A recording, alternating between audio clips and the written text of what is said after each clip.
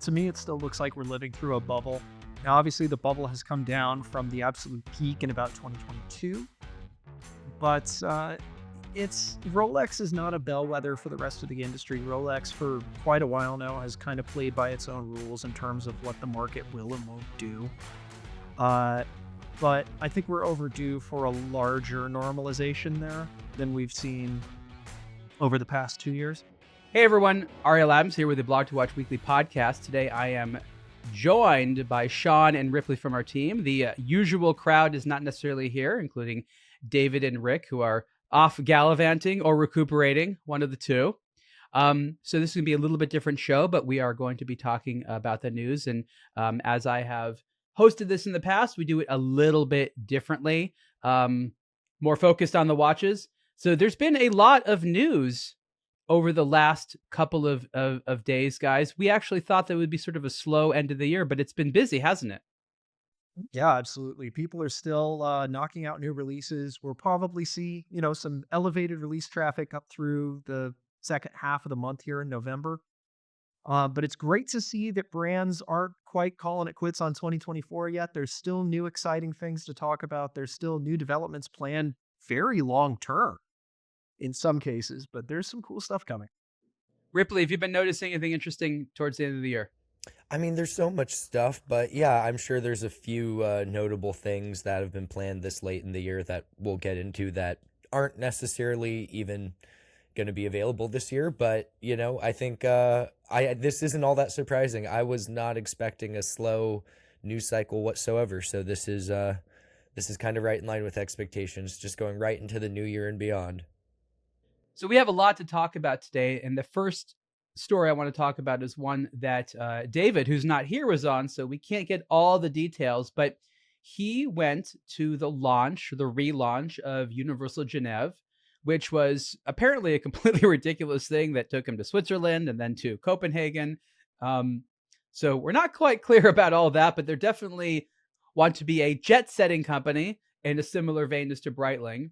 And there was a lot of speculation, right? So just for everyone that doesn't know, Universal Genève is this old Swiss watch brand that was popular. It's been dead for a number of years. And the people behind Breitling purchased the rights to it and are going to be bringing it back, not under Breitling, but under the same category of ownership as a new high-end brand. No watches are available for purchase yet, but they have reintroduced the pole router, which in English is one of the silliest watch names I can think of. Nothing like routing that pole. What do you think, guys, about this watch? David has some shots. I guess one of them is going to be auctioned off. These are sort of deemed to be prototypes that are going to live in the archives outside of the ones being auctioned off. Any feelings so far on the Universal Genève relaunch? Absolutely. So personally, I'm a very big fan of UG. I'm actually wearing my vintage 1956 pole router right now. It's great to see a little bit of groundwork being laid for what was such a historic brand. And yes, on the one hand, this is all with vintage movements so far. The three watches that we've seen are all internally from the 50s. But the few changes that UG has made to these prototypes versus the 1950s originals gives us a sense of where the larger Breitling brand leadership wants to take UG. For example, it's going to be elevated. Thing number one, this is going to live largely above the rank and file Breitling releases. We're probably seeing a pretty deep 5-figure price point, especially in precious metals. But there's little things that have elevated the original design. Things like the rehaut, that very, very famous minutes and hours track on the classic UG pole router, has actually been reworked. They don't talk about it much from the brand, but the hour markers are slimmer. The entire scale is now diamond cut guilloche, so it should shine far, far brighter on the wrist. As well, there's new radial brushing for the dials. I doubt that the SAS logo is going to show up on every, rank and file production pole router. But it's interesting to see, especially as a proud Scandinavian American myself, this focus on the Scandinavian airline service as a pivotal point in what makes the pole router, and not just the whole, oh, this was Gerald Genta's first watch, which barely gets mentioned anywhere in the materials. It's exciting to see. Yeah, the Gerald Genta thing I thought was funny because everyone likes to jump on the Gerald Genta bandwagon, and they were very quiet about it. Do you feel, Ripley, that the Airline Connection was too Breitling-y? Because Breitling has done lots of airline stuff, obviously, and just right out of the bat to do the Airline Connection? Well, I think it makes more sense if you for a brand like Gerald Charles, it made very much sense to launch the inaugural model with the Gerald Genta, messaging. But for the modern UG, who's going to be within, Breitling's like higher end sibling brand, it makes more sense to pump the aviation heritage of the pole router rather than this brand that's going to be thought of as inseparable from Genta. So we'll see what the final production models look like and kind of what the messaging is around them. But as the initial kind of like, this is here, this is kind of what it's going to look like, I think it's smart for them to kind of go the aviation route because that is kind of what makes the pole router rather than just this, cool looking watch. I actually don't understand. I mean, obviously, I know the SAS logo and stuff like that, but how is this an aviation watch? It just looks like a dress watch to me. Sean, explain the Yeah, aviation connection. absolutely. So you have to remember that this started really in the early 50s. The idea for this partnership between UG and the Scandinavian Airlines Service started in 1953. And at the time, pilots' watches as we know them were really kind of in their infancy, other than what we saw during World War II, obviously with the Luftwaffe. That had already been set in stone. But civilian pilots' watches, remember, the Rolex GMT is a formational pilot's watch, and it doesn't look like what we think of as a pilot's watch today. There was still a lot of experimentation going on. And SAS at the time, especially being a very premium airline, different from what it is today, wanted their pilots to be associated with something a bit more refined, a bit more luxurious, and a bit more classical than just a chunk of steel with completely utilitarian black and white markings. They wanted to present this sort of, this is an incredibly accurate watch. It's high tech at the time with a micro rotor automatic in it, but it's still elegant. And flying SAS, you're getting part of that. So this is supposed to be a gentleman's aviation watch. This wasn't necessarily a tool. This is like what a pilot would wear as part of the pilot's outfit, more so than thinking of it as a utilitarian device. Exactly. I mean, you got to remember the guys in the cockpit at SAS were not flying in, olive drab flight suits with helmets on. They were in captain's uniforms with gold trim and all that. It's like a cruise ship in the sky here. And it was anti-magnetic. That's yeah, that was the main thing, with magnetics around the poles. It had that going for it. So, um, that was kind of all you needed. I feel like the current team behind Universal Genève is torn in two directions, and I don't necessarily know how they're going to reconcile this. On the one hand, it makes sense to be more high end than Breitling. Breitling already has a lot of watches that theoretically could fit into this area at certain price points. For Universal Genève to be higher end means that they don't necessarily need to compete with one another. At the same time, I think watches like the Pole Router also beg to be a little bit more democratic, meaning I know the prices are going to be high, but I wonder if that is necessarily what the base wants. Because the collector who's been crazy about it, like, oh, I want the return. But I wonder if the market is looking for a brand like Universal Genève that was not necessarily crazy high end, though it was not a cheap watch. Um, if the market is interested in these price points and what Universal Genève needs to do from a branding perspective to tell everyone, hey, we are, I don't know, a $30,000 and above of timepiece. Again, no prices have been associated with it, but Breitling has not been quiet about the fact that they want to position it higher. So, what do we think about the market's reaction? And the pole router specifically is an interesting case because if you look at a lot of vintage UG, because remember, this is all being built on the back of what Universal did before it went defunct, right? That's why they're starting with the pole router, which is really the classic vintage UG. The pole routers on the vintage market so far are not particularly expensive watches. You can find a very good one for under $2,000. I don't think that's going to last with the revival, but for the time being, they're not extremely aspirational, auction darlings in the same way that a lot of other UG is. If you look at the compacts, things like the Nina Rintz or the Eric Clapton watch, the tri compacts, those are all stratospherically high and have been for many years now. That if you compare those apples to apples with the sort of chronographs that you would be seeing from Hoyer at the time or Omega, they're far more valuable. Now, granted, they are rarer, but there are a lot of these watches as well, like the White Shadow has been pretty elevated versus what it's been in the past. There's a lot of vintage UG that is very desirable. So trying to tap into that side of the market with what has traditionally been the most democratic vintage UG is an odd move, but it is understandable. Odd, but I do think it kind of makes sense if they're trying to establish this higher price point, coming in with a reiteration of what's already a desirable model kind of establishes that ceiling. Whereas if they say, well, this is the pole router, old pole router was 2,500. We're talking about this being a simple time only watch at, whatever their price point's going to be. At that point, they're free to reestablish those higher price points, but you can always go up. I think it's way harder to go down for a new brand like this. I agree that some of the sporty chronographs are probably some of the prettier and more interesting of the vintage models on the mainstream. I think the question is, how do they maintain high prices? What do they need to do to a movement? Maybe they need to focus on exclusive precious metal cases, but how does the Universal Genève do a vintage style chronograph high end in a market that has so many, pretty affordable vintage style chronograph watches?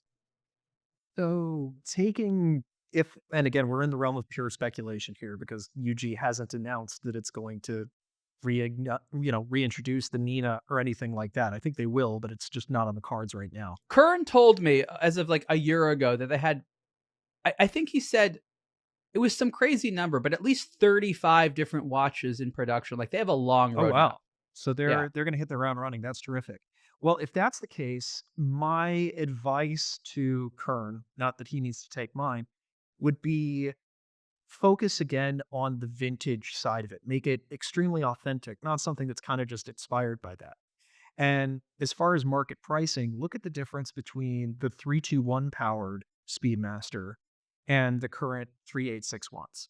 The modern hand wound, regular run of the mill Speedmaster is far less valuable, far less desirable than that Ed White pre moon movement that Omega has started engineering, essentially.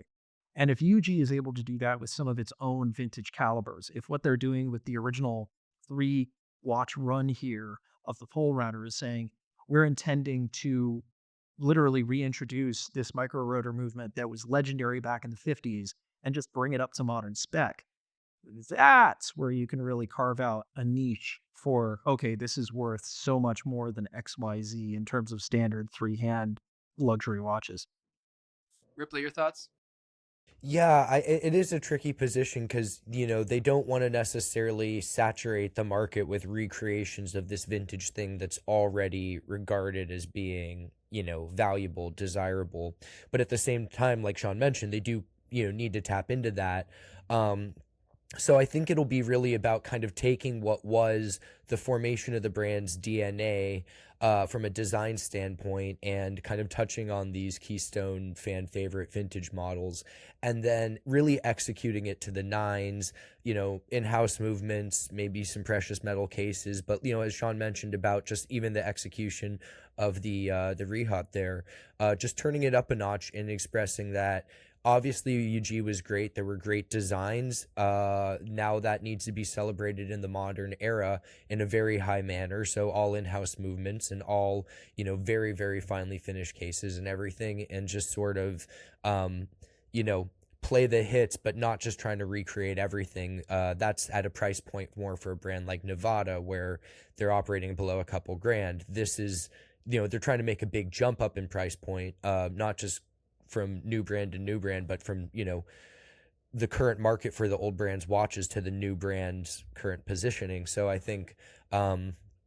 execution will be everything, because if people already like the design of the pole router, giving them a better pole router, like where everything's, perfect and beautiful on it, that might resonate with people and get them to pay, more than what, 2,500, 3 grand or something for a vintage example. We'll see what Universal Genève does. For me, the bracelet option, that's the most exciting thing that they did. Yeah. What a neat bracelet. Check out David's article about the first SAS branded Universal Genève pole routers on aBlogtoWatch. Let's move on to an article that we didn't get to chat about the last time we did an episode because I wasn't here. And it was an article that received a lot of comments so far, over 50 at this point. And the title was, it's one of my columns, Ariel's Thoughts. What is and isn't a watch review? I would have to say that I essentially wrote this article a few times in different forms before I got to this one. This is a topic which we've had to approach multiple times over the years, almost offensively, because the term watch review has been, well, bastardized to mean whatever anybody likes. And the point of this article is very much to explain what is a watch review, according to us, and what isn't a watch review.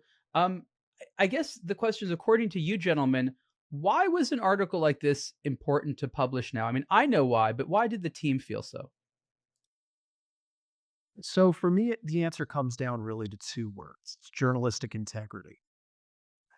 There is so much out there these days, and I don't want to name names, but there are so many outlets out there that are presenting full-fledged advertising as an independent opinion.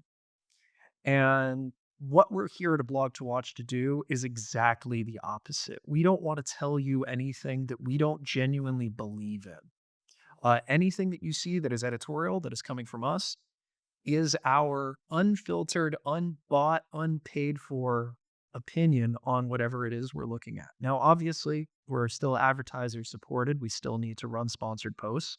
It's the nature of web media. We got to pay the bills. But those things are clearly marked, clearly delineated, and separated from our mainline editorial and our real voices. Do we feel collectively that there is a problem still today with content out there that says it's a watch review, but fundamentally is not a watch review? Because I feel like this continues to be a very real issue. Yes, and I think we're more aware of it, or it impacts the industry more because the watch industry is smaller than other industries. And there's plenty of media things that are marketed as media that are owned by brands that are, or owned by media companies that are owned by brands or conglomerates of brands, or produced by the brands themselves. So I think it's not just exclusive to the watch industry, but I think it's something that we certainly notice more just because there inherently are fewer voices in the room than certain other hobbyist industries. One of the things I found interesting is the comments here, and people broadly appreciate why we do this. I think that there's a clear signal that an independent opinion is valued more than ever. There's two things I want to hear your remarks on. First is sort of sillier thing where, I guess it's not silly, but people want to see reviews of the accuracy and performance of the watch, which we'd like to do. We can't do it, and I explain this in the article, because each individual movement, in many instances, can operate differently. It's not like they're just the schematics of the movement. Everyone the factory pops out performs the same way.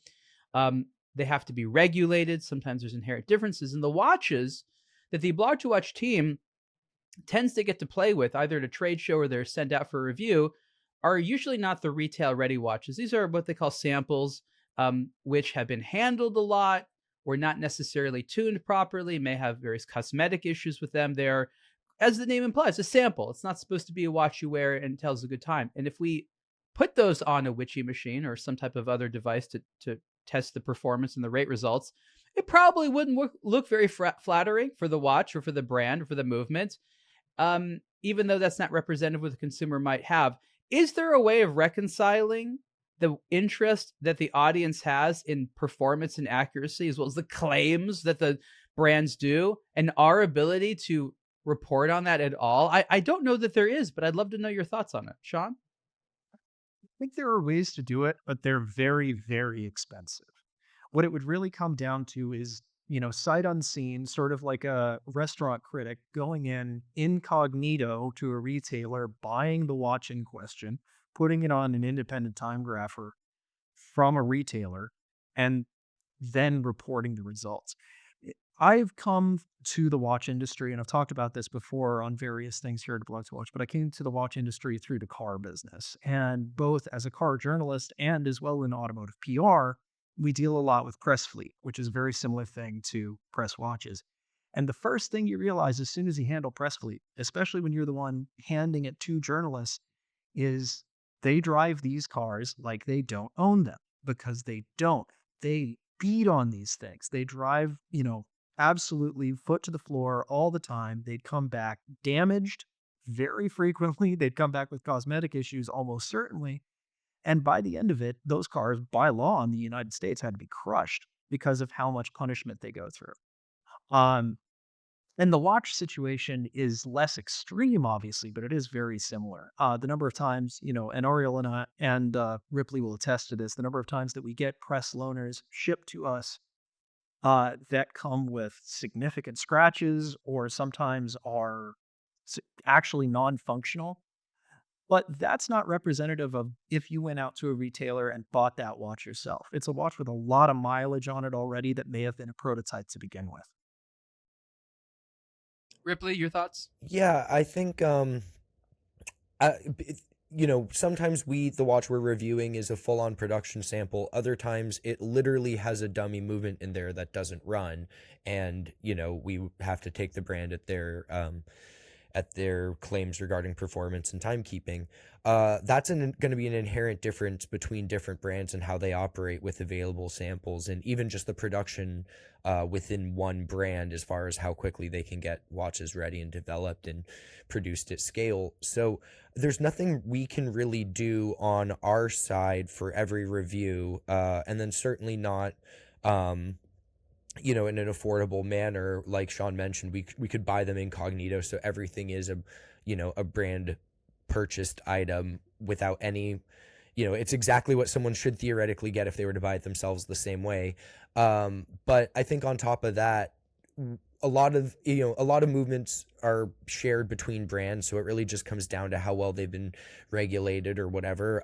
I think third party certification on accuracy is one of the easiest ways if a brand really wants to do it. If it's using an off the shelf Seiko, unless the brand has regulated it otherwise, assume it keeps off the shelf Seiko specs as far as timekeeping. But for the other brands, I think the guaranteed timekeeping, whether it's Metis, COSC, or Rolex's own superlative chronometer rating, if your watch is supposed to keep time within Metis, it's in warranty and it doesn't, you can bring it back to the retailer and have them regulate it if you want to go through that hassle. But I think that's an easy way. Then we're able to say it should keep time within this.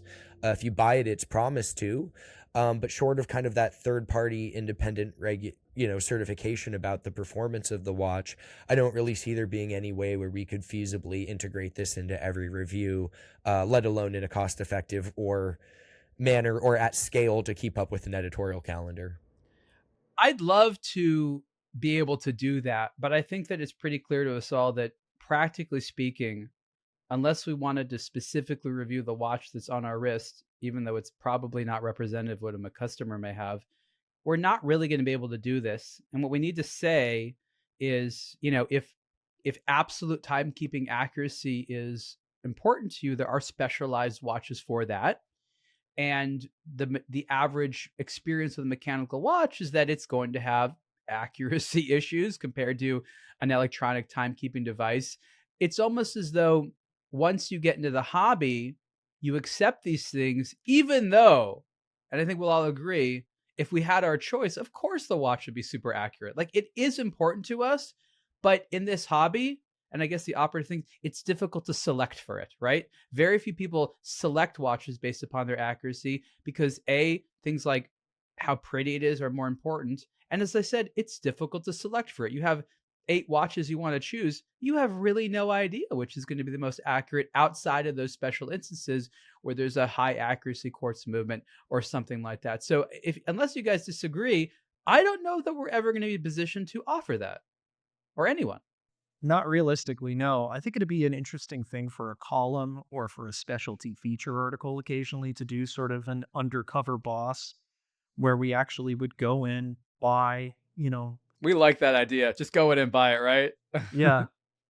Now we could do that with a Seiko. Doing that with a Rolex is probably a little tougher. It would be a bit Well, tougher. but then there's also the difference in examples. Anyone who collects Seikos will tell you out of the box, like in 4R35, some will be surprisingly accurate. Other ones will be wildly right on the outer limits of their incredibly broad specs. So I think, even if we were to do this, that's representative of one watch purchased at one point. Maybe someone dropped the pallet during shipping or something like that. Who knows? But maybe that the QC in that batch was less than another one.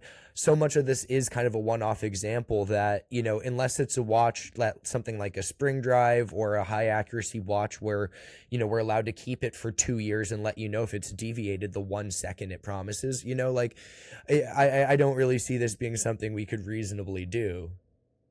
It's definitely a challenge. So the other thing that I want to mention about this article, and then we'll move on, and this is feedback I've received not just from comments in the article, but from a lot of people who message me privately, which happens a lot, is, hey, you guys are really the only ones still doing watch reviews. Out of the major publications, there's still little forums and stuff and little websites that will do that and select watches, but that we're really the only ones still doing this type of review. And my question is, am I guess, thinking about the term review in an old school way? Because to me, a review was very specifically, I'm a reviewer and I'm going to tell you if this is good or bad and point out some things that you wouldn't necessarily know if you didn't know this product category, maybe discuss some alternatives, but help you as a consumer know what this is all about. To me, the term review has been so bastardized that watch retailers now have watch reviews, which again, in the 1990s, when I was learning about what a review was, seemed impossible. Yet now you have a lot of retailers that have reviews of products they sell on their website. Do I have an outdated concept of what review means, or is everyone else wrong? I'd say it is an outdated concept in some ways, but it's not wrong. I- The idea that I keep coming back to is if you're familiar with former CEO of General Electric and a lot of other companies, a guy named Jack Welch. And at one point during his career, Jack Welch took over at, was it either CBS or NBC? I cannot remember. Um, but his whole mantra was there are no loss leaders. There are no departments in any company that don't directly make us money. And the one thing that he butted up to more than anything with that philosophy was the news department, was the news desk. Again, either CBS or NBC, I'm not sure. But there's very few ways that you can directly make news, directly make consumer reporting profitable. It's one of our greatest struggles as a company. I can freely admit that. But it's very tempting, especially in a media landscape that is increasingly misleading, increasingly interested in presenting a partisan view of the world around us, to say, yeah, we do have an objective view on the things we're trying to sell you. And in today's day and age, it's easier to believe that than ever, but it doesn't necessarily make it true. Ripley? I think to a certain degree, we can kind of blame the internet and search algorithms for some of the bastardization for the review. To answer your question in the most direct manner, no, I don't think you're wrong, but I think um, how people are using the term from a performance perspective for their sales has been kind of skewed. A lot of people, if they're looking into buying a product, are going to search for reviews of it because they want an honest assessment of the product.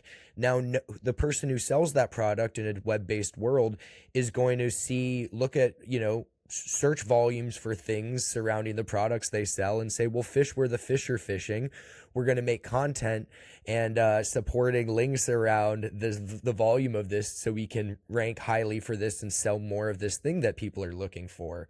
But obviously they're not going to produce a review. No one who is selling the watch or anywhere in that chain is going to actually produce a review. It's at some level, it's advertising, whether it's digital marketing, whether it's just straight up being surreptitious in terms of how the information is presented and who's presenting it, or if it's literally just a SEO search ploy. I think it's still kind of ends up being the same thing, where the term review is getting shot around for everything leading from advertorial to informationals to critical reviews that discuss the pros and cons and can, comment negatively on something. But I think some of it is just the internet sort of perpetuating that, and which makes perpetuating it from the creation side, where you have all these entities selling watches directly or indirectly who want to say it's a review so that this can be presented to people in that manner.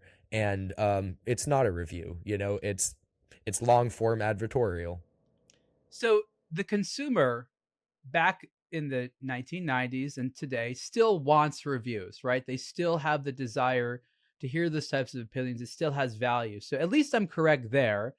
But, and I always talk about that the fact that there's a lack of police on the internet. People can call a piece of content anything they want.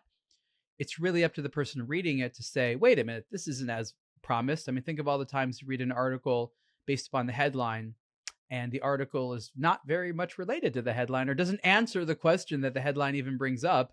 And I think that in a past era where people were paying for content and were subscribers, they'd be more upset about this. People seem to be very, very forgiving if content is free. That's a topic we'll explore more about who should pay for this stuff. And I think that's interesting because I linked to an article that I'd written back in 2016 where I polled the community and I said, who do you want paying for your watch media? And I was just curious what people would say, if they wanted to be ad support, if they want to pay for it. So we might have to do something like that again, because I think that there's a natural response of, hey, if you guys want more watch reviews and you want it to be even deeper, that might be something that's worth paying for. But at the same time, because everything on the internet is called a review, they may not understand that there's value in it because all of this stuff has sort of the same title. So it's interesting discussion that takes up a lot of time at aBlogtoWatch, and I'm glad that the audience sees a little bit behind the veil a little bit. Let's move on. We got a lot of stuff to talk about here. Ferdinand Berthoud, under the sort of Chopard group, their highest end brand. Boy, I'm not in love with everything they do, but this is really one of my grail brands. The stuff is in the hundreds of thousands. I think the average price of a watch I like there is like 350,000 or something like that. They came out with a new model. This is the Ferdinand Berthoud chronometer FB1 RES.3. This is I think a limited edition for a retailer, Sincere. Octagonal case. Looks pretty. Not a lot of people understand the case until they put it on. Fusee chain transmission, so it looks kind of simple on the dial. There's just a 3-hand, but it's by no means a simple watch. Let's see what the price point is here. Oh wow. Okay, so this one, even though it's simple, it's still well over that $300,000 price point. Guys, any feelings so far on this particular model in Ferdinand Berthoud or the Ferdinand Berthoud brand in general? Ripley. Yeah, so this is an interesting one. The Asian luxury retailer Sincere, for their 70th anniversary, they've partnered with 12 different brands to create these limited edition Sincere Platinum anniversary models. This is the 12th and final one.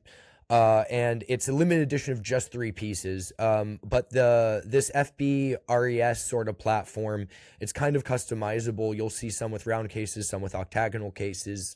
What sets this one apart is it's octagonal, which is a variant. Yeah, I believe the titanium or ceramic coated titanium one also has an octagonal case, but it's platinum, which isn't a model or which isn't a material that's on any of the other configurations. But it is a gorgeous piece, and I think the interesting thing about it is, aside from its power reserve indicator, both of its party piece complications are really only about precision. So obviously everyone loves a Fusian chain mechanism, and a 1 second remontoire is obviously cool to say you have one, but it gives it a deadbeat seconds, and both of these things are really just about chronometry. Effectively, this is a three-handed time-only watch with a power reserve indicator, but it's done in the most, chronometry centric manner with very luxurious materials. And it's not like a chronograph or something where it's about adding more functions. This is literally about just the precision aspect of it. And I mean, you get a deadbeat seconds. I guess that's kind of cool to look at, but there's three of them. There's windows in the sides of the sapphire case, as you'll find on the other ones. It's shockingly expensive, and you're probably only going to find these three from Sincere in Asia, but it's a really cool piece. Absolutely. It's this idea of functional focus luxury is really, really intriguing to me. That you have, again, not complication for complication's sake, but at least on paper, all of this dedicated to making it as good of a functional watch as it possibly can be in terms of accuracy. And this blend of sort of very traditionalist movement finishing with very modernist overall styling is really, really fascinating. I like to think of it as for the beauty of the machine, right? Like it's not specifically to be expensive, but it has to be expensive if you want to emphasize that there's not a lot of parts, that there's a huge amount of time that goes into it, that there's mechanics for the sake of appreciating mechanics. I would not want to be the person to have to like rate test this, right? Because it has these terms like chronometry and these various functions like a Fusee chain and a deadbeat second to create accuracy. But we need a lot of specialized equipment to test it properly, right? Especially over time. But it sort of goes to the idea that we're more romanced by the systems that are designed to create accuracy and performance rather than the real world performance on our wrist. Because frankly, if we really needed a watch that had high accuracy, we all know the inexpensive Japanese ways of doing so. So the use case scenario is like, I really have to impress people, but I also have no other way to be on time. That's a very rare type of use case It's scenario. so allegorical of why so many people like watchmaking, these highly complex solutions to what are now, very simple problems in the grand scheme of what humanity's dedicated to, solving. And I think this is so representational of it. What you effectively have is a three-handed watch. The second hand even ticks like a quartz watch. It's mechanical, not quartz whatsoever. It's six figures, and it's this beautiful piece that basically does what you could get from Casio for $15. But that's so not the point. In the world of why don't you look at your phone for the time, even when the watch exists in concept, this is the epitome of that, where it's done to the nines. It's ultra complex. It's all about the performance of this thing. But if we look at what that thing even is, yeah, of course, there's very inexpensive ways to do that simple task of keeping track of the time. But, that's kind of why it's special, and that's awesome. Last thing I want to say about this brand is I think in a few years, there'll be a different perception of Ferdinand Berthaud. And it takes time, it's never fast. I look at companies that are not the same, but your Grubel Forces, your FP Journes, your Debentunes, your MB&Fs. Again, there's some parallels here in terms of sort of audacity and pricing and things like that. None of these brands started off crazy popular or work as well. It took time, and then they hit a stride. And at some point, the lucky ones hit such a big stride that there's just general love of all that they do. Most of these companies originated with very good products. It just took a while before people sort of appreciated it. Do we think that Ferdinand Berthaud is on that track? Meaning eventually it'll be more than just us, super nerds that can look at it and despite the fact that it's not a well-known name now and it's very expensive, we can look and be like, yeah, this is some top tier stuff. Is it just a matter of time before others realize that as well? I think it's a little bit nuanced. Do I think it's ever going to compete on auction results with Journe, for example? Not necessarily, because it's a little more esoteric. It's a little less approachable to the average buyer. I think Journe's very, very classical styling makes it appealing to people who don't really know much about anything else. But there's absolutely a space in the pantheon for Ferdinand Berthaud that it has not yet risen to take. Okay, let's move on. Let's talk about one of Sean's articles.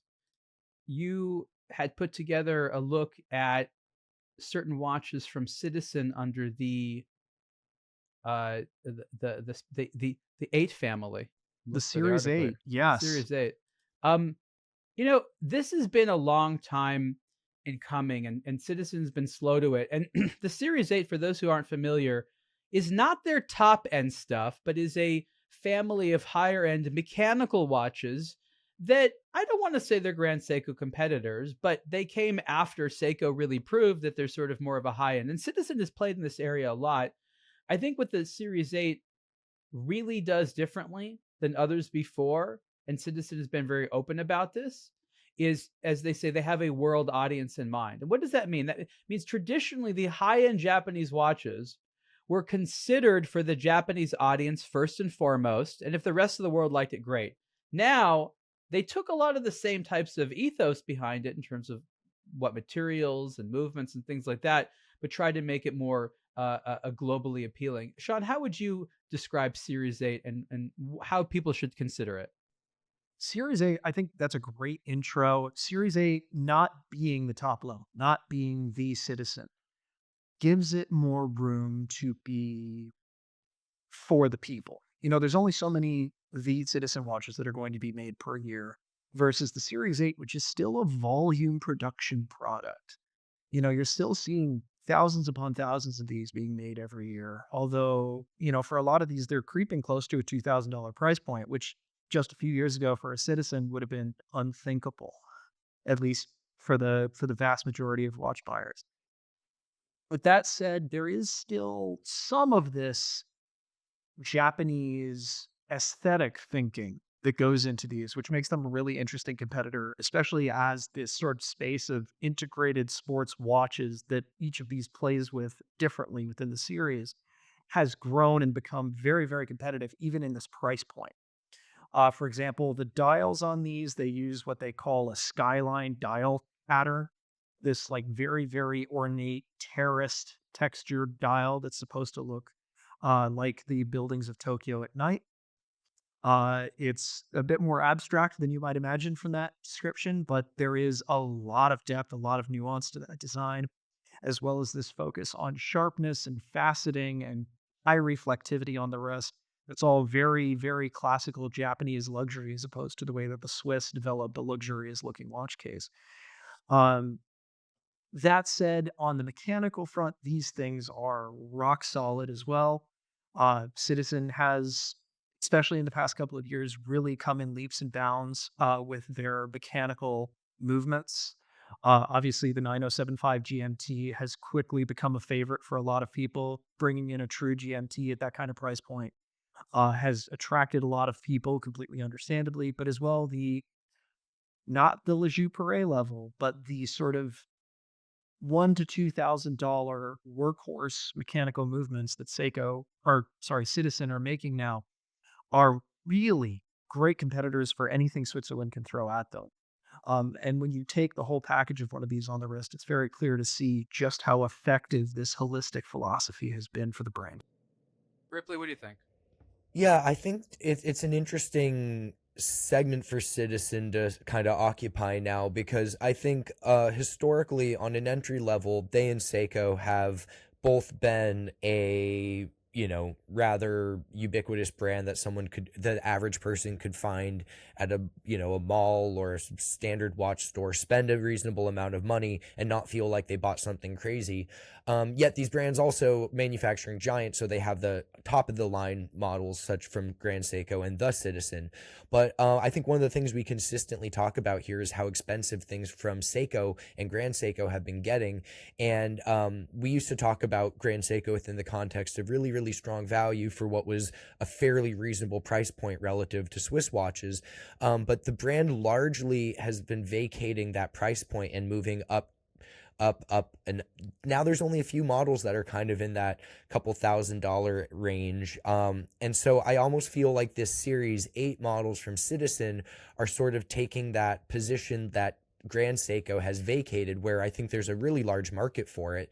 Not everyone wants to spend 7, 8, 9 grand on a watch, but they also want something more than that few $100 piece that they've worn for a few years. And I think these do a great job of giving someone something they're familiar with, the Citizen name, in a more elevated package, but also at a price point that's quite a bit less than what you're going to be paying for Citizen's top of the line. So I don't know if it's a competitor to Grand Seiko, but almost more of a replacement in the market as far as how people should be viewing them, where it's a really nice product. It's better than the standard end, but we're not talking about like entry level Rolex money here whatsoever. I think one of the challenges is that Citizen and Seiko and Casio all have a wide spectrum of products and price points. So it's not really easy to say, well, this is one of their higher end products, because that doesn't really explain where it fits in the stratification of the various things. And when we use terms like sort of like Grand Seiko, I think that it just helps people a little bit who are not as intimately familiar understand where Citizen is pitching, right? Like, who exactly are they thinking about? Obviously, these are far less expensive. The Citizen and some other watches are closer to what current Grand Seiko price points are. But several years ago, Grand Seiko was within this price point. So the watches in this particular piece that we're talking about has watches priced between about $1,000 and $2,000. Before we move on, Sean, I want to know, what is Citizen doing particularly well with the collection so far, and where do you think that they could improve a little bit to further hit their message home and even better appeal to the types of customers that they're obviously looking at? That's an interesting question because the answer to both of those is actually finishing. The case finishing and the dial finishing, especially, are tremendous. The way these things feel on the wrist, the bracelets as well, are far, far beyond what we've seen from Citizen in the past, which has historically been sort of a weak point for the brand. But case faceting is great. Polishing, where it's polished, is very, very bright, very well done. Brushing is even. The dial finishes, especially with these different, like the degradé variants, um, all give a lot of depth, a lot of interesting visuals. On the other hand, these all have display case backs with more or less fully unfinished movements. They're almost entirely matte blasted. There's nothing in the way of like anglage or blued screws or anything that makes a case back view very interesting. I believe one of them has a gold rotor or a gold tone rotor, and that's about it. So if they were able to bring up the movement finishing to the level of quality of everything else, I'd say it's a much stronger overall product. Or put a nicely finished solid case back on. Ripley, what do you think? Yeah, I think the movement finishing is, if obviously Citizen and Miyota are kind of one and the same, so we don't necessarily need a bespoke movement at this price point, but I don't think it would be unreasonably hard to just make the movement a bit prettier. I think people do want to look at the movement, especially if like a $1,000 to $2,000 watch is like what they're looking at for like a nicer watch purchase. I think being able to see the movement's appreciative, even if it is a standard Miyota 9 series movement. But I think being able to give these just a bit better finishing, just more elaborate, really. It's not like they're not tidy, but just make them more elaborate. I think that would help distinguish Citizen's use of these Miyota calibers from any of the other brands that use them as third-party movements, where I think that would be a really great differentiating factor, so people aren't looking at it as it's the same movement in two different watches that just comes down to casing and finishing. This would be a way where it's like, yeah, but it's a prettier movement, and that does kind of go a long way at this price point. I have slightly different feelings. I don't disagree with either of you guys. I think the finishing of the movement is quite important as well.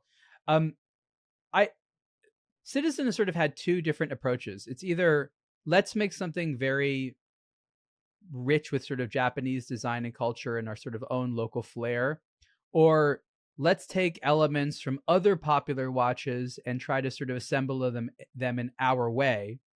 And so you have essentially these two types of products. You have something that sort of is trying to remind you of other nice, popular, expensive watches on the market, or something which is very it's not strange, but again, sometimes when we look at Japanese watches, we can say, I can tell that's a Japanese watch, or that's for the Japanese market, which I like. I'm wondering if there's a happy medium. I'm wondering if they can somehow have a more global design that still has more originality to it. It's a difficult thing to do because we're asking them to satisfy a lot of different interests at the same time. I just want to see a little bit more confidence in the fact that they are going more high end and they're able to sort of show more of their stuff. Citizen would probably be like, look, we have all these things that you can't find elsewhere. And that's true. But just to further emphasize the point of originality to consumers, I think that they can sort of push that a little bit. But Series 8 is here to stay. Very good value proposition. Quality is good, and we're going to enjoy continuing to see what Citizen is able to do in this particular department. I have a gardener right outside my window. Let's move on to something completely different here, but similar kind of price point actually, or actually probably a little bit more. Nomos has an automatic watch which is 34 millimeters wide. It's the Club Sport Neomatic 34. Ripley, why don't you tell us a little bit more about what this watch is all about? This one's cool. I mean, it's so there's the Ahoy, which is like Nomos' sports watch, but in the club has been such a, I think the best way I describe it is if the Ahoy is like the sporty version of like the Tangente, this is the Club Sport is the sporty version of the club. I think the club is kind of just one of the pillar Nomos designs. It's kind of the alternative, a bit more casual than some of their typical, more Bauhaus themed ones. So when they first launched the Club Sport, it had a big 42 millimeter case. It had a date display, had 300 meters, I believe, of water resistance. Smaller versions have had 200. But in the years since that, they've released other sizes. So there's a 39 millimeter model, a 37 millimeter model, and now they have a 34 millimeter model. It still has 200 meters of water resistance. Unlike the 39 and 37 millimeter models, this one does have a screw down crown, just like the 42 millimeter model, and you get a red ring on it to let you know when it's unscrewed. It's their Neomatic movement, their in-house design, display case back. It really just is a shrunken down version in all aspects. So even the bracelet links, despite still being 18 millimeters at the lugs, it really is just a smaller version of kind of what's become Nomos' sports watch, aside from the Ahoy, which kind of exists as a parallel offering. But the Club Sports is now their kind of go-to sports watch collection. It's available in 4 different sizes now. And clearly the color palette of blue, gold, and kind of a rosy hue. They're trying to make these appealing to a more feminine audience, as you'd expect for 34, but I'd totally wear one of these. It's kind of the same size as like a 34 millimeter Air King, but flatter. And gold and purple are colors I'd happily wear anyway. So rosy might be a little bit too feminine for me in this size format, but they've really kind of fleshed this collection out to be a full collection that has everything for everyone, but now in a sporty format. Does Nomos still have the credibility to say that they're an entry-level brand? The brand became popular for being, one of the Glashütte brands, but that was able to charge a lot less than some of the competitors that are across the street from A. Lange & Söhne and Glashütte Original, which charged significantly more. Over the years, Nomos has, not remarkably, but they've increased their price a little bit. These are around $3,000, which again is still competitive today. Is it just as competitive as it was several years ago? And if it is a generally more expensive watch brand, does it appeal to the same people, or do you think it appeals to a different audience these days? I think there are a lot of enthusiasts that have kind of grown with Nomos. And by that, I mean people that got into the hobby when Nomos was very much an entry level brand, when it was very clearly the sort of stepping stone into Glashütte. If you're buying your first German watch, it should be a Nomos, and this is why it's different from Swiss watchmaking XYZ. And now there are quite a few brands that are going through this. Obviously, we talk about it a lot with Horus, to a certain amount, Tag Heuer at a slightly higher price point, where these are brands that used to compete really at the very lowest 4-figure numbers. And now we're seeing this slowly rise toward a mid 4-figure number.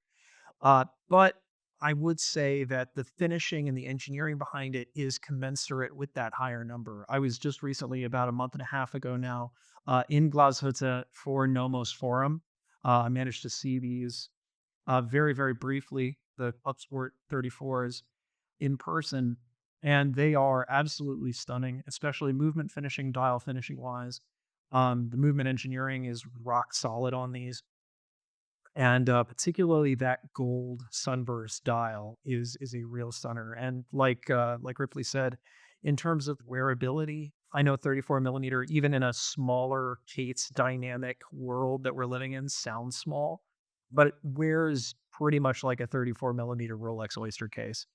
Um, it's very, very unisex. Yeah, if anything, it almost feels larger. It's got long lugs and a thin bezel, so it's I think one of the critiques from Nomos watches are people like 37 millimeters perfect, but like these lugs are so long, it just feels big on my wrist if I want to switch it up for a strap. This doesn't feel undersized because it's like 85% dial relative to the thin bezel, and but you do get the thin long lug, so it's actually pretty wearable. It'll be interesting to see if they kind of, you know, release some more kind of neutral or sort of just traditional colors in the future. But I think it is quite a versatile platform. But I do think the screw down crown is arguably the most bizarre inclusion of this, because you don't have it on the two sizes in the middle. You literally only have it on the largest and the smallest versions. If anything was ever going to get shortchanged, it's usually the small one. It hasn't at any way been here, so it's I think that's kind of interesting, but I do find that that's good attention to detail.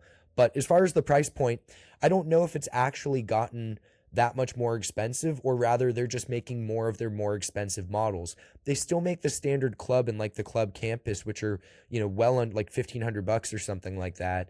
But there's been more and more of these automatic offerings. So rather than being a brand that had a lot of watches under 2K and then a few watches at 3 grand, now we're seeing kind of the flip of the offerings, where I don't think, yes, they have gotten more expensive, but rather than just categorically everything's gone up and nothing else has changed, I think just proportionally we're seeing exponentially more watches with their in-house movements. And now there's really just a couple of those in-house automatic movements rather, and there's really just a couple of those core collection offerings that are still adhering to that entry level side of sub $2,000. But I don't know, I just, maybe it's just me, but I don't necessarily feel that their price hikes have been quite as noticeable or egregious as others in this industry. Check out the full aBlogtoWatch coverage of the Nomos Club Sport Neomatic 34.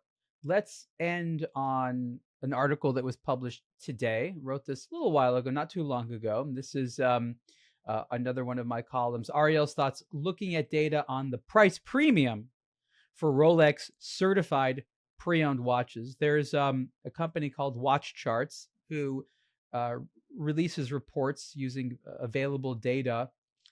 They do so in collaboration with Morgan Stanley, and they send those charts. And we've had the people from Watch Charts, I think, on a superlative podcast before. And I took one of the recent reports and I did a deep dive into it. And I found one section that was interesting, which talked about Rolex certified pre-owned prices. Now, remember, Rolex certified pre-owned is still pretty new, and it was only announced at a couple of Rolex retailers to begin with, and then it was rolled out a little bit more. And something that people did not know about or just couldn't predict is what the price of certified pre-owned Rolex watches was going to be. It was released in an era where there's a lot of price premiums associated with Rolex pre-owned watches, meaning that a used watch cost more than a new watch in many instances, because the idea was you couldn't get the new watch, so you're paying a premium to have it at all. A lot has changed over the last couple of years, and I think there's been a good cooling, because my belief is that a used product should always cost less than a new product outside of very, very specialized circumstances, which I think there's too many of in the watch industry today. And I think what was interesting to me is to see between the various retailers, and I have a little chart here, that have Rolex CPO, what the average price premium is. And you can see that it's quite different. You had Watches of Switzerland Group, Bucherer, the 1916 company, which is a Govberg watch box, and and Tourneau, which is ironically Bucherer, because they purchased it. So you see here, I guess a low side, a 15% premium, and then a high point, 42% premium. But the trends are that this is going down. And amongst the interesting things I found is that how popular the price premium was for the Datejust, which historically speaking was always the Rolex model that an enthusiast could get at a good price because it wasn't high in enthusiast demand. I guess my first question is, were you guys as surprised as me to see the Datejust doing as well in this type of CPO environment? Yes and no. Obviously, there are so many, just looking at the chart here, there are so many more date justs than everything else. And so I think that skews the data. Simply put, if you've got a Daytona that you want to sell, I don't think you'd necessarily sell it through Rolex CPO because you'd be convinced that, there's so much money on the table. Why not try and go through a third party and squeeze a few more dollars out of it versus Datejust, which is a less stratospheric. Um, that said, the premium is surprising. The amount with which those are overperforming is a bit odd. I think the diversity of the Datejust collection might be some of the or at least partially explain it. It is Rolex's single most diverse collection. And I could easily see someone being like, I want the 40 millimeter one with the blue diamond dial on a Jubilee bracelet. Or like myself, I only wanted the palm dial one with a smooth bezel on an oyster bracelet. And then going to the retailer and being like, oh, will you get X number of Datejusts a month or year or whatever? But like I might be waiting a while for this very specific configuration, and then being able to get it, as a CPO thing. That's the only thing I could think about that might explain the percentage. But that is high, definitely higher than I would have, anticipated. Do we all generally agree that CPO prices in a healthy market should be below retail? I mean, I feel like sometimes the only voice saying this, like it's somehow been normalized that used watches can cost more than new ones. But this to me is not healthy behavior. This does not indicate a stable marketplace. No, to me, it still looks like we're living through a bubble. Now, obviously, the bubble has come down from the absolute peak in about 2022, but it's Rolex is not a bellwether for the rest of the industry. Rolex, for quite a while now, has kind of played by its own rules in terms of what the market will and won't do. Uh, but I think we're overdue for a larger normalization there than we've seen over the past 2 years. This chart, I think, is particularly interesting here that we take from the report here. Now, I think what's important to see here, you look at prices going up, prices going down. This column here on the left indicates the percentage over retail, right? So we have this period from 2021 to September of 2024. And you see a trend, just as Sean said, sort of peaking sometime in the middle of 2022, where some have, over 100% premium over retail, and then it starts to drop off pretty precipitously. If you look at the overall market here, which is sort of this black line, we've basically returned to retail prices. And even Rolex here, this blue, we've basically returned in a lot of ways to retail prices. Patek Philippe and Audemars Piguet, because it's a very highly manipulated marketplace for those, is able to maintain those premiums for longer. Again, because it's, when I say manipulated, they literally select what customers it goes to. They make case by case, arguments and decisions on who gets what watch when. They're able to manipulate that trade a little bit more, which is harder with high volume in a Rolex or something else.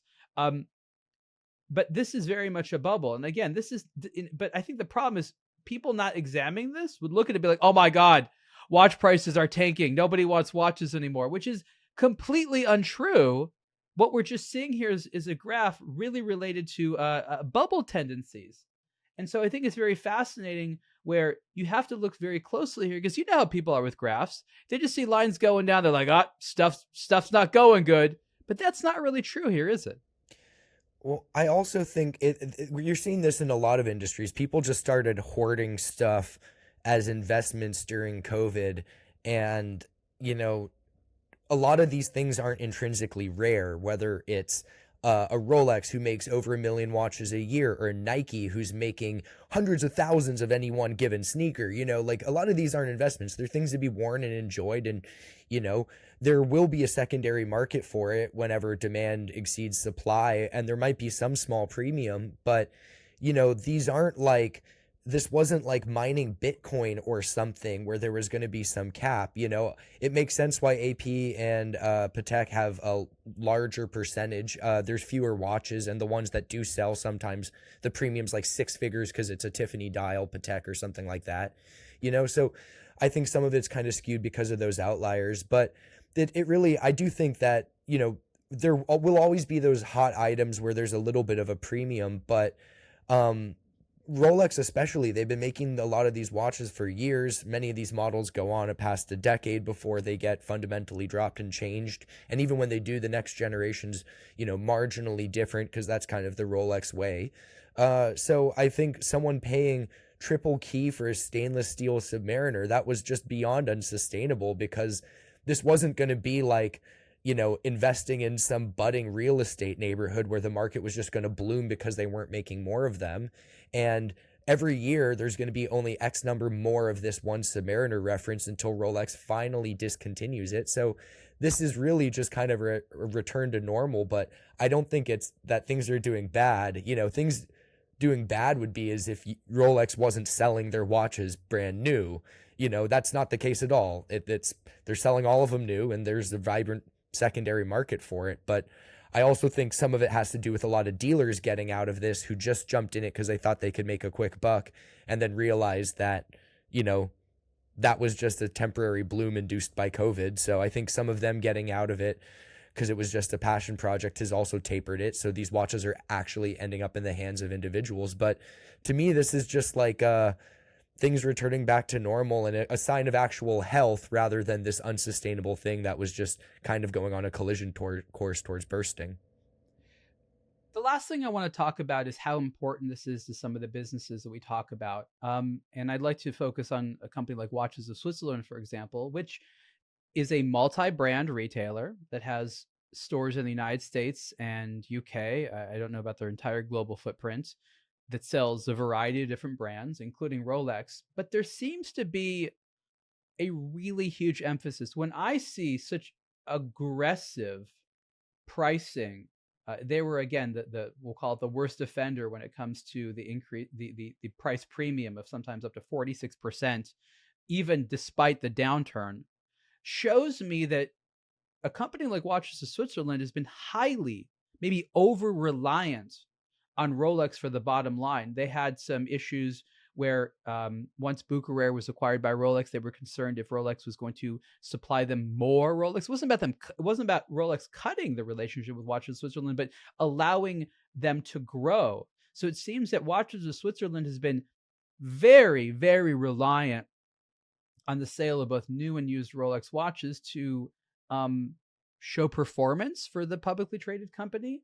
And I wonder if that's an era that's coming to an end. So the question is, how do you think these stores can ideally diversify away from this? They sell other watches. They've got to focus on new watches because there's about to be an inventory glut. How does a company like Watches of Switzerland move on past such a deep reliance on Rolex that seems risky? Well, I think the big issue that you hit on there was it being a publicly traded company at Watches of Switzerland. And you're right. The Rolex bubble, the AP bubble, tech bubble has been a real sugar high for quarter on quarter market reporting to investors. You might not necessarily even be investing in a Rolex. You might not be buying a sub with the intention of selling it for more later. You could be investing in Watches of Switzerland, looking at the performance and going, I know nothing about watches or watch retailer, but my financial advisor says this stock is going up. Look at the numbers. This is fantastic. And this speculator era is coming to an end, if it hasn't ended already. But in order to really build a sustainable long-term future, to be able to get yourself weaned off of this sugar addiction of the speculation of the past couple of years, especially with what you're talking about with a potential supply glut into 2025, which is a very real possibility. I think you need to build a broader base. You need to extend past brands at the Rolex level and above and start to focus, especially in general market communications, on mid-range and below. Try and move back into a volume retail model rather than a margin model. And that's going to take time. And some of these retailers will not succeed in doing it in a changing market. Ripley, what do you think? Yeah, I mean, I think Rolex is kind of always the exception of the rule, and people being too reliant on Rolex that are also retailers is kind of doing a disservice to the other brands. There's certain businesses on the pre-owned side that exist solely around Rolex, but they don't also sell new Rolexes. So I think if a company's too reliant on pre-owned Rolex to kind of pad that margin, as prices return to normal, they're going to feel it far harder. The guy who solely works on the pre-owned side and is buying and selling them at open market prices, they're just going to be buying them at a lower rate. But for the retailers who have the possibility to sell whatever that of the brands they stock, I think a good alternative to look at is some of the other brands. Rolex is rock solid. They're not going anywhere. They're always going to be a constant, but they shouldn't be the driving factor behind it. They should be a great foundation that is going to be there and that you can sell all the new watches that come in. But the pre-owned side should just be some gravy. It shouldn't be where they're putting their energies in as far as what they should be marketing to people. The person who comes in should be buying one of the new watches from another brand if they don't get a Rolex, not a 20 or 15-year-old Rolex or something like that, for a higher premium. That's not necessarily good for the consumers even. So I think it's up to the retailers a bit to start marketing the other brands. There's a lot of really good stuff out there. And if you're too reliant on Rolex, get the people to start buying other things because you also sell them. You're a retailer for many of them.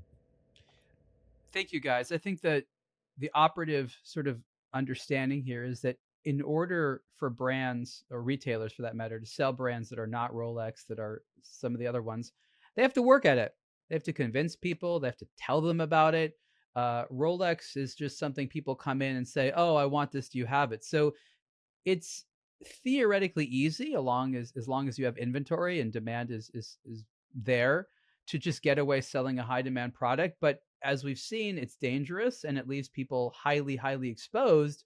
And so what aBlogtoWatch likes are those retailers who you can go in there and who like watches enough and can help you get excited about something they have, because they admire the watches they have, and they're not just waiting for you to come in with your own ideas about what you want because you saw a bunch of stuff on Instagram that day.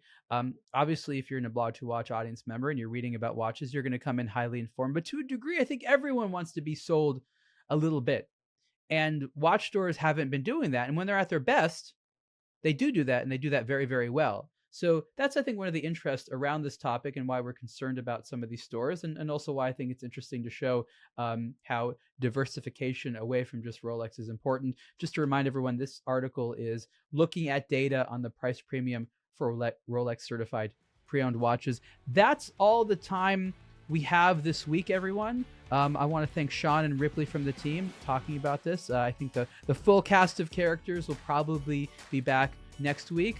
Sean, Ripley, thank you so much. Well, thank you. It's been great. Yeah, always good to be here. I want to remind everyone to rate and review and subscribe to the show, and also check out my Superlative Interview podcast. This is aBlogtoWatch saying see you later. Bye, everyone.